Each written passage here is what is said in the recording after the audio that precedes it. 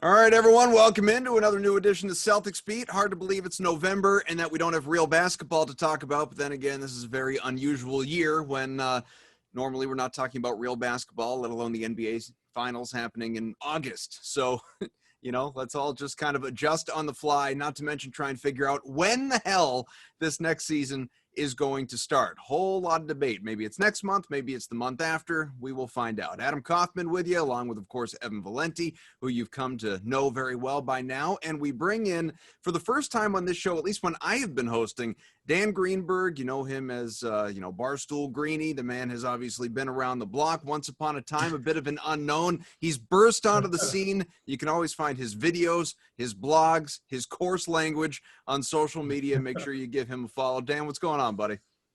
How's it going, guys? Thriving. Yeah. If for those watching, not listening, I'm sure most people listening, but if you are viewing us chatting here, you can see that Evan is still in the Halloween spirit, which is great to see, by the way. Look, this costume usually costs quite a bit, so I'm going to get the most out of it as much as humanly possible. So, I thought tell the people, again, those listening. Yeah, Richie Tenenbaum is the inspiration this year because I had the COVID hair and I haven't got a haircut since February, so I figured I would incorporate it into the costume. So I had three finalists. We had Richie Tenenbaum, we had Bradley Cooper from The Hangover. I think his name is Phil, right? And then the last one, which has been really easy to do, was John Wick. I thought Wick would have been a really solid one with the hair I got going on and the beard at the same time. I think we could have figured out that one, but I thought Tenenbaum was more obscure, and that tends to skew my direction. So, and as opposed to like leading men like Bradley Cooper and Keanu Reeves. Right, exactly. I went Luke Wilson in a Wes Anderson movie, which is definitely right up everybody's alley for sure. That's good self-awareness, Yeah, yeah, right. Did you do anything for Halloween there, Greenie? No, I just hung out with my two monsters, my two dogs, had some candy. Pretty mellow in my old age of 33. So yeah, that's okay. That's we appreciate anyone out there that's keeping this safe and socially distant and self-aware, unlike all the people that are putting Instagram stories out at parties playing beer pong. Really appreciate all those people and setting us back years at a time probably. But let's dive more into you real quick, because I think, again, you're a well-known commodity for among those who follow the Celtics, obviously, and your videos in particular are probably a place that really, I'm guessing, grew your social media audience, and obviously people have followed on from there. But how would you, as someone who, I don't know if I'm even using the word loosely here, but covers the Celtics, because you're not like a reporter, a journalist, you're more of a social media personality. How would you describe yourself? With regard to your coverage, not you as a person specifically. Well, they're one and the same, because really the Celtics are pretty much all I care about in the world. So I would describe myself as like, the voice of an everyday fan that just has access to a fairly large website and can and just sort of, I'm passionate. I sort of try to just tell how I feel in that moment. I don't have any sources or anything, connections. I just see it like any other fan and, just kind of lose my mind at times. But like I said, they're the only thing I really care about outside my family and my dogs. So it kind of it works. All right. So as the voice of an everyday fan, what do you care most about right now? Like what is stressing you out with regard to the Celtics as we wait for the next season to begin? Well, if just today, I don't know if you realized, but today was the 1-year anniversary of Jason Tatum's game winner over the Knicks. So seeing all those highlights, I put the video out myself. It's, I twisted the knife myself, given, the wounds that are still pretty fresh for how the season ended. But I think I'm like everybody else. I'm just itching for them to start. I want to see what, moves we hear about that they never end up making in free agency. I want to see what they do with the draft and if Ainge finally, trades some picks. But, I'm not as doom and gloom as I think as a lot of people are, given how the season ended. But, I tend to be overly optimistic at times, to my own fault. With regard, by the way, to the whole when is the season going to start, just for anyone that has missed this along the way, Adrian Wojnarowski, Shams Charania, they're both sending out tweets left and right. These are the news breakers that we tend to talk about. And Woj putting out, this is 2 days ago, ESPN sources for the fourth time fourth time. NBA and the Players Association agree to extend the deadline to serve notice on terminating the current collective bargaining agreement. The extension goes to November 6th now, which allows additional time for talks on CBA modifications. Discussions ongoing this weekend. So, that just in the last couple of days here. And then still a gulf between the NBA and the PA on a start date for the season.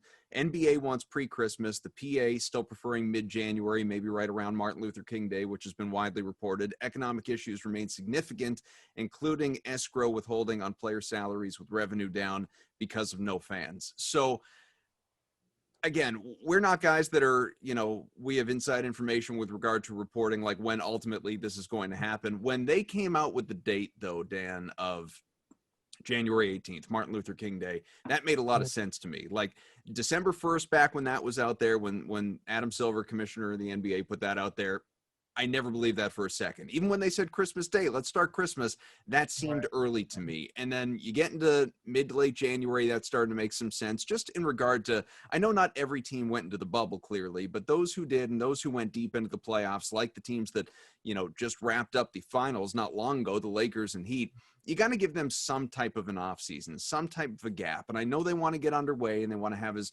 full a season as possible. And there are reports out there of a 72-game season, and all of that still is up for debate. And, can we get done in time for guys to participate in the Olympics? Is there going to be a midseason tournament? Do we put out the first half schedule and then feel everything out and a second half schedule? We're going to go in the bubble. Are we going to be in home arenas? When are fans going to be allowed in? There are so many things that nobody has the answers to.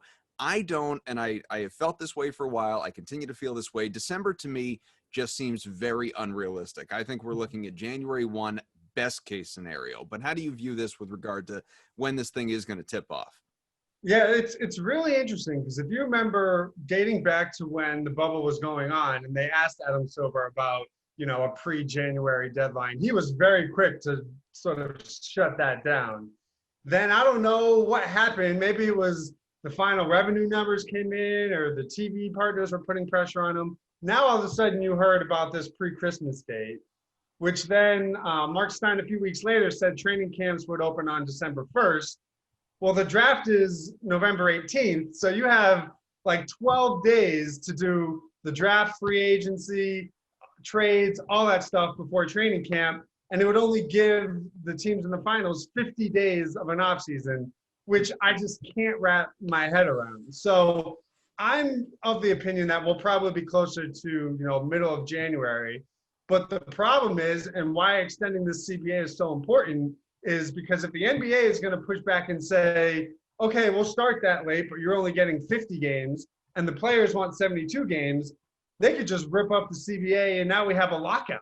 So it's like, I don't think there's really enough talk about, they do need to, rectify this, issue with the current CBA and get that ironed out. Because if not, what's to stop them from just, having another lockout, and now we don't have games, who knows when, because the season schedule is going to be all messed up. So I'm hoping it's January. I think, maybe there was a little negotiating in the media with all these leaks coming out of a, December start. But you have to be, the biggest stars in the league played deep into, this fall. So are you really going to start a season and then maybe LeBron or Jimmy Butler or other people like that are just going to take the first month off? That's going to kill, the ratings and the interest around the league. So it's a fascinating situation, but I do not think we're going to have basketball in, 5 weeks or anything. I agree with that. I think, Adam Silver's done a nice job of trying to appease all the people involved with this. I mean, you have TV rights and stadium deals and all that. There's so many people involved. There's so much money flying around that I think Adam Silver understands that, okay, we have to find a ways to compromise. We saw how baseball handled their scheduling issues over the summer, and they got ripped apart every single day in the media for not having a plan at all when, you had basketball and hockey, shutting down midseason, trying to figure out what to do on the fly. Those two leagues accomplished what they were able to accomplish. Meanwhile, Major League Baseball I had no idea. It kept going further and further and further in terms of games being canceled, and that date, the start date of the year, got moved a billion times, and everybody couldn't believe that there was no plan there. So I think the one thing that we'll say to Silver's credit is there's at least going to be a plan. And I think, ripping that date up and moving it back to November 6th wouldn't shock me if it's moved back again. But at the end of the day, I do think they'll find a way to compromise between the before Christmas and Martin Luther King Day. I think they'll find some sort of medium in between the two. I don't think we'll play basketball in 2020 again. I think we'll wait till 2021. I think that, as Dan pointed out, like, you can't have these teams have the draft, free agency, trades in 2 weeks, then expect them to get the ball out there to start training camp in 2 weeks. It's just not a timetable that's going to work for anybody. So the more time you give some of these players, get acclimated, get them settled, and then they can have a legitimate training camp, and maybe they can have a couple of scrimmages before the season starts, and then start playing games maybe the first or second week in January. Then we might have something that seems a little more concrete. I think the pre-Christmas thing, I think a lot of people are like, oh, we have to have the NBA on Christmas. That's the day, right? I think that's as much as people want it to happen. I don't think you're going to see basketball on Christmas this year, and that's going to be the best, I think, for everybody. I mean, I know what drives all of this. It's the same thing that drove the bubble. It's money. It's revenue. It's making money. It's wanting to get as much as you can from your various media partners, and that's the incentive behind having NBA basketball on Christmas. It's a huge revenue generator, obviously, and not to cut you off, Evan, I apologize. No, that's a fair point. That's what it comes down to. And look, I might have said NBA finals in August earlier, starting off the show. I don't know what's up, what's down at this point, but just talking through this whole day. Still March, so it's okay. Yeah, look, seriously, it's 3 weeks. Like 3 weeks ago, we had NBA basketball at this point, and now we're talking about starting in a matter of a month and a half. I mean, no, all three of us are gigantic NBA fans. So I will only speak for me, but you guys weigh in. I'm not ready. I know. I'm ready. I'm ready. No, I'm ready. Yeah, I'm with Greenie. I'm ready. No, it's ready. Tip it off tomorrow. Let's get a look at the Celtics. We're ready. I'm not ready. Maybe it's just because September was in October too, the start of this month, or last month, I guess at this point, it's November 1st, but we're just so insane with regard to the influx and return of sports. And, we'll never have a period of time theoretically like that again, obviously all brought on by the pandemic and not having anything for a period of 4 months to now we're okay. It's baseball's done. The World Series is complete. It's really, all due respect to PGA and UFC. It's really just NFL right now, and will be for the next little while. I'm good waiting for New Year's for the NBA. I don't need it tomorrow. You know what I mean? But I don't know. Maybe it's just me. Yeah, I don't know. I watched the Patriots today, and I'm just looking at my calendar being like, when did the Celtics tip off? What's going on here? That's fair. We're used to them being better. Yeah, but I just think it's a situation where, you have to think about the teams that didn't make the bubble and haven't played in 8 months already. Right. Is it really fair to them to I guess as long as you could open up some sort of practice and training camp, I don't see the difference of just letting them get scrimmages in and get familiar with it. But, I just think when the high profile teams in this league, barring the Clippers who sort of choked, but you have all these high name, big power teams make deep runs in the playoffs. If you want a good product, it was already pretty apparent last year that nobody really cared about the load management rules, and everyone will just come up with some sort of designation. How is the league going to force a team that made a deep run to play their main guys in the first month of a season when they've only had, a month and a half break? I just think Adam Silver is a realist, and he'll say, what good is it if, no one's going to watch a Chicago, Pelicans game in October, but, everyone would watch a Laker game. And then if LeBron's not playing or Anthony Davis isn't playing, that's not going to help in terms of the ratings and the revenue and all that. So I can't see him pulling the trigger. Maybe they have some sort of early preseason scrimmages for the teams that didn't make the bubble or something. I think he'll come up with another solution to address those guys, but not rush back into it when, it's too early. Yeah, I don't know what the right move is because to your point about that, there have been reports out there, and I don't remember who had them, but if they really start this in December and guys like LeBron and other high-profile guys that went deep into the playoffs and that say, have fun, we're not going to play the first month of the year because we are not physically ready to come back for that and play at our best. Like, never mind playing every once in a while and load management, yada, yada. Like, we're straight up not playing the first month plus of the year. Silver can't allow that. There's no universe in which the league can start with those guys just outwardly saying we're not going to go yet. They couldn't. They wouldn't, start off that way. But then you do have all these other guys, these teams, like you said, that weren't even in the bubble. That there were the reports initially that they were going to do kind of that second bubble just to allow those guys to go and stay in shape and all that. And that never really materialized. And I'm still not sure that guys aren't going to wind up back in a bubble environment again.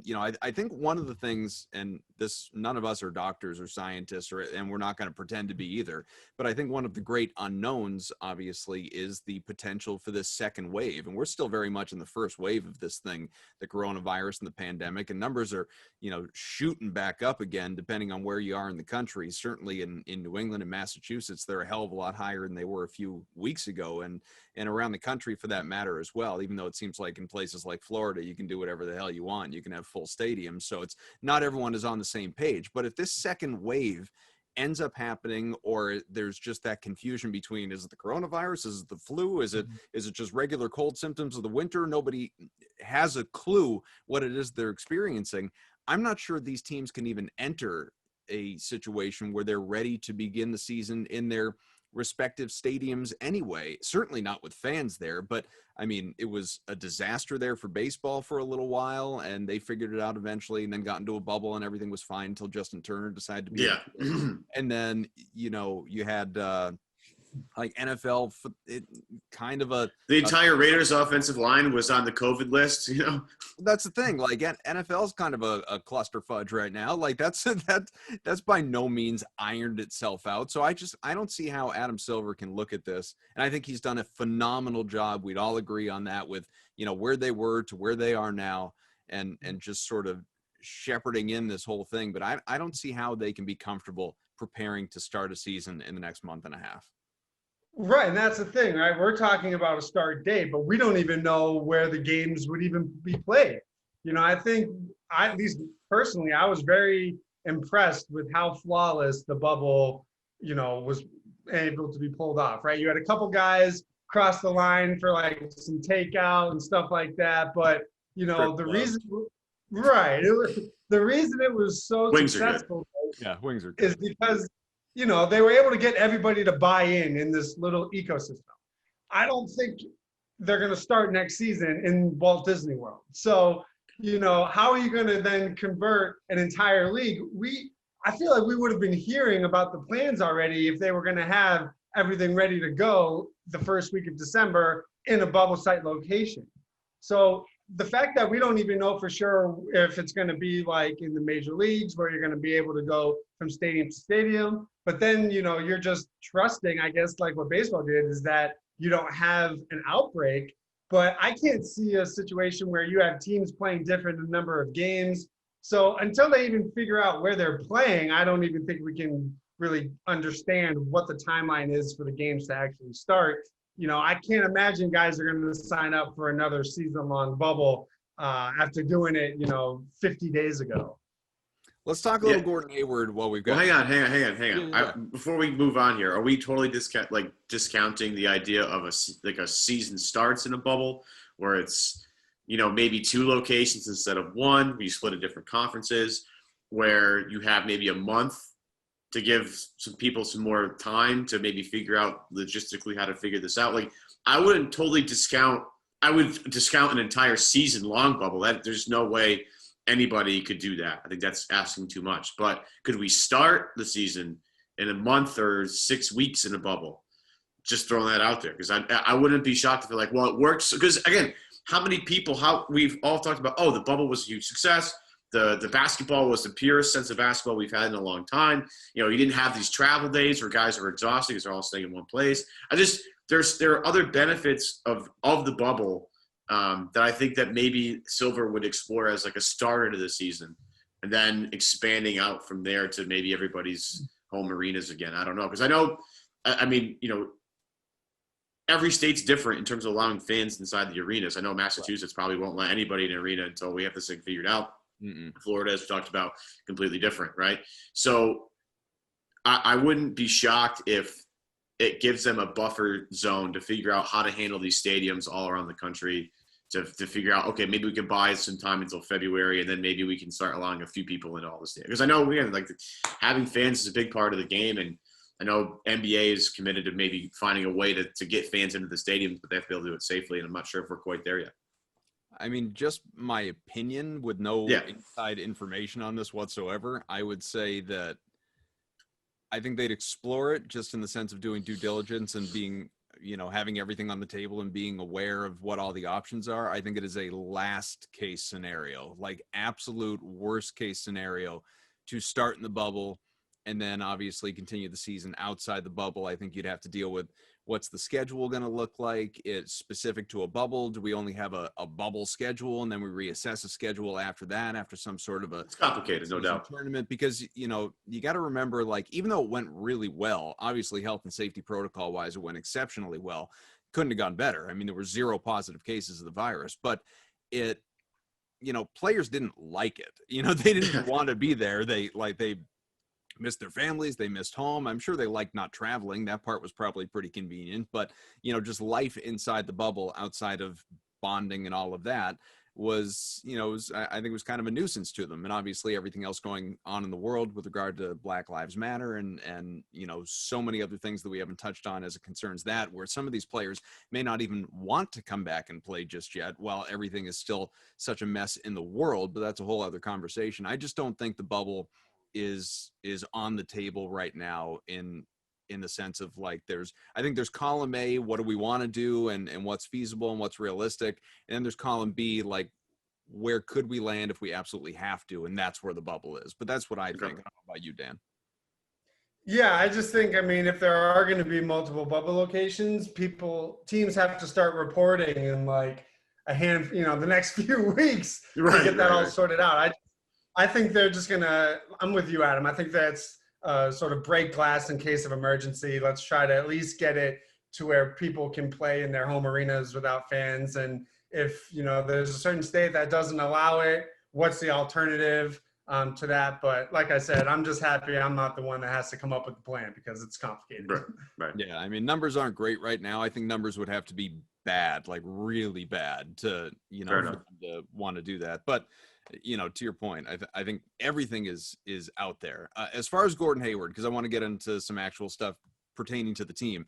So, and I didn't look on your Twitter to see if you did this, Dan. Maybe you did, because it's like an aggregator's dream. These are my favorite types of offseason reports right here. And I don't remember who had this one, but I'm just going to read some of these quotes. It originated, though, from Bobby Marks, who, as we know, front office insider for ESPN, Zach Lowe, one of his colleagues. They were on the Lowe podcast. And what Mark said was, I think what Gordon Hayward's agent is doing right now is canvassing the league. He's doing the Al Horford plan. And Lowe adds, we don't know that there's a Gordon Hayward chase. We don't know that any of this is happening. I'm just saying there's a little bit of buzz. Something is mildly afoot here. And so you have all those headlines of, report. Gordon Hayward is thinking of the Al Horford approach. It may as well say report. There's no new news. Gordon Hayward is just keeping his options open as to whether to return to the Celtics and opt in, or go get a better deal elsewhere like Al Horford did, if that's on the table. Or, of course, he could just opt out, return, lower AAV, longer term, lock up some money. Doesn't matter how he plays this year, because he'll be set bank for the next few years. And what everyone seems to think you can do is just trade Gordon Hayward, which is not an option whatsoever until at least he opts in. And, then at that point in time, sure, you could ship him out if you want to, but you can't just say, Gordon, we're going to get rid of you. Cool. I'm just going to leave then. Like, you're going to just send me somewhere. So the whole Gordon Hayward dynamic of this offseason, and something we're going to really, explore here within this show, is really, I'm not going to call it fascinating, but it's interesting. It's really interesting, because it's the biggest sort of off-season wild card to what next year looks like for them with regard to roster construction. So, just what are your thoughts on the whole situation? How do you think it plays out? What do you think should be Danny Ainge's goal here? Yeah, I mean, I think actually I know I spend way too much of my day trying to convince people that Gordon Hayward is actually good at basketball and should actually be on this team and actually makes them better. The stuff with Zach Lowe just makes me so mad because, he's like, oh, there's nothing going on, but there may be. And it's just like, it's one thing if there's just a random blogger like me says it, where like he's like a somebody. So really there's no information, but he's trying to make it. Maybe there is, maybe there isn't. I just look at it like this. There's really only two scenarios in where you have to trade Gordon Hayward. The first is if he goes up to Ainge and he says, you know what? Like, I just need a fresh start. I'm going to opt out. I don't want to come back. At least get something for me. Okay, fine. In that instance, you have to trade him because you can't just lose him for nothing. The second is if he opts in to his contract for 30 plus million, and then you get to the trade deadline and they find out that he's not going to sign an extension, you have to trade him at the deadline. It's just like with Anthony Davis. It's just like anybody that's on an expiring deal that you're not going to be able to retain. You have to flip him. Like Kyrie. Like Kyrie Irving should have been. That worked the out. goal for Ainge is obviously opt out, do not have an Al Horford situation, and sign a more team-friendly deal. I think that is sort of the best scenario for everybody involved because, you look at the teams with cap space, it's the Knicks, it's Atlanta, it's not teams that, if I'm Gordon Hayward, A, they may not even be interested, but B, it's like you're going backwards if you're, want to contend and be on, these winning teams. And for the Celtics, they're over the cap anyways. So it's not like if Gordon Hayward leaves or they trade him, they have $30 million to play with. So it's beneficial for them to retain someone of his skill set and of his production, someone that I think last year we saw accept his role as that fourth option playmaker, doesn't necessarily demand the ball and demand shots, that might limit the growth of your younger players. And before he broke his hand, he was one of the best players on the team. So I think, my optimistic side says he'll opt out and re-sign for a team-friendly deal.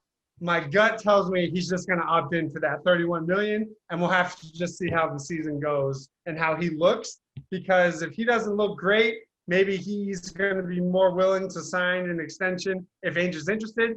But if he looks great and he wants to hit the offseason next summer, where there's going to be a ton of teams that are saving up cap space for someone like Giannis who might strike out and have all this money to play, he becomes much more of a flight risk. Let's say Miami doesn't get Giannis and, he was on Gordon, they were in on Gordon Hayward the last time around, they're a real threat, I would think. So Ainge in that sense would have to trade him at the deadline. So my head says he's going to opt in for the $30 million. My heart says, please opt out and sign for like 22. Yeah. I've been the not advocate. I've just been the person trying to at least have the audience consider the trade of Gordon Hayward, right? Because that's one of the few ways Boston can really improve besides trading a contract like that, getting something back for it, right? Before you get him and I'm sure there are arguments for letting Hayward walk for nothing, which I'm sure there are arguments for it. I'd love to hear it. But at the end of the day, I sort of agree with Dan. Like, I think it makes sense for everybody, the most sense for Hayward to sign an extension this offseason versus the next one. I think with Hayward, we have this unfortunate group of data that just indicates that he's a little injury prone.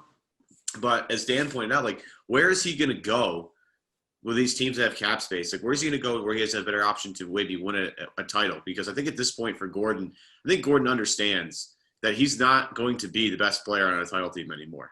I think Kemba Walker understands, like, he's not going to be the best player on a title team anymore. Like, you have those hopes when you're younger, when you're in your 20s, in your prime, in your late 20s, and your 30s. Like, you have that, like, oh, yeah, I could still be, Gordon in Utah. Could he be the centerpiece of a championship team? I don't know, maybe. But now he gets to Boston, and he has two wings alongside him, Jason Tatum, Jaylen Brown, both very good.